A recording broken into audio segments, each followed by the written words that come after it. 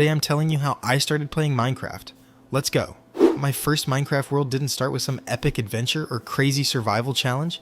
It started on my phone, on a small screen, with zero knowledge, zero skill, and absolutely no idea what I was supposed to do.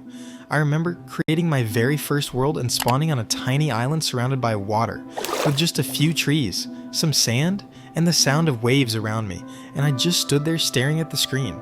Because there was no big tutorial explaining the goal, no arrows telling me where to go, no voice guiding me through the basics. It was just me and blocks, and after a moment of confusion I walked up to the nearest tree and started punching it. Not because I knew that was the correct thing to do, but because it felt like the only thing I could do, and after breaking exactly 3 wooden blocks, not 10, not a stack, just 3. I placed them on the ground randomly like I was building something important, looked at them for a few seconds as if I had achieved something impressive, and then I left the world. That was my first Minecraft session ever, 3 wooden blocks and I quit, and honestly, if things had stayed that way, I might have never played again. But later I came back to that same world, and this time my friend was with me. Not joining online from another device, but literally holding my phone and playing for me, because he understood the game better than I did, and I just watched him move around confidently, opening the inventory without hesitation, crafting things that I didn't even know existed, and it felt like he was playing a completely different version of the game than I was, and then he crafted something and handed it to me, a wooden pickaxe, and I remember the feeling so clearly because I genuinely thought it was rare. I thought it was powerful. I thought I had just unlocked something special that not every player could get, and I felt proud just holding it in my hand, even though now I know it was the most basic tool in the entire game, but in that moment it felt legendary, and that was the moment Minecraft started to make sense to me.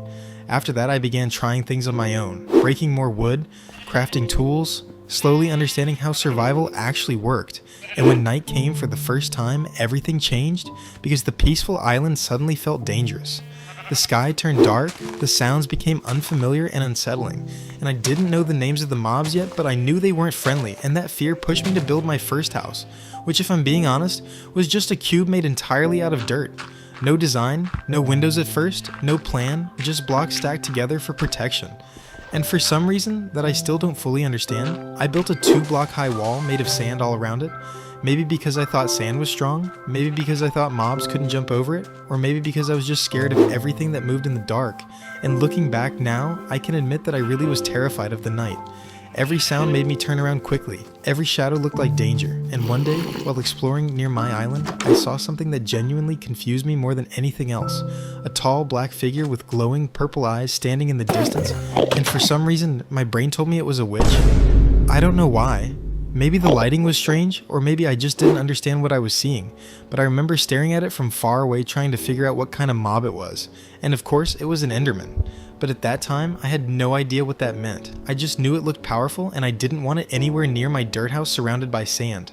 Eventually I found iron, and that moment felt like a turning point because mining iron, smelting it in a furnace, and crafting my first iron pickaxe made me feel like I had officially become a real Minecraft player, like I had leveled up in some invisible way.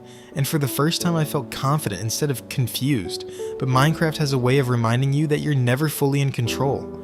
Because around that same time, I heard a sound behind me that I will never forget. A soft hissing noise that I didn't recognize quickly enough, and before I could fully react, there was an explosion.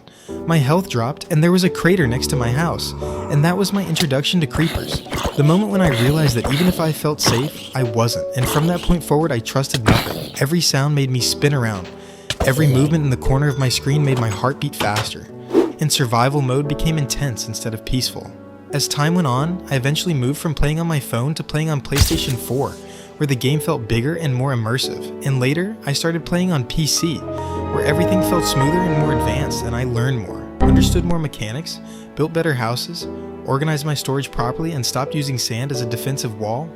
But despite all that growth, despite all the upgrades and experience and knowledge, there is still one thing I've never done. I've never beaten Minecraft, I've never defeated the Ender Dragon, not because I can't, but because every time I create a new world, I tell myself that this will be the one where I finally finish the game.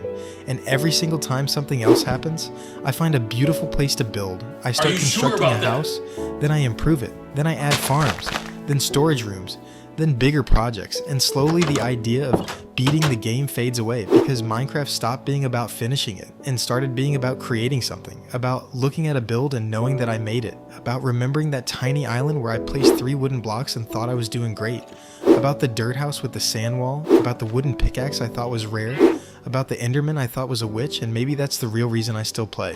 Not for the end credits, not for the boss fight, but for the story that started on a small island with 3 wooden blocks and somehow turned into years of memories.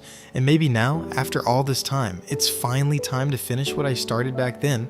But if I do decide to beat Minecraft for the first time ever, you'll want to be there to see it, because this story might finally get its ending. And that's how it all started. If you enjoyed this video and want to see what happens next, make sure to subscribe, and I'll see you in the next one.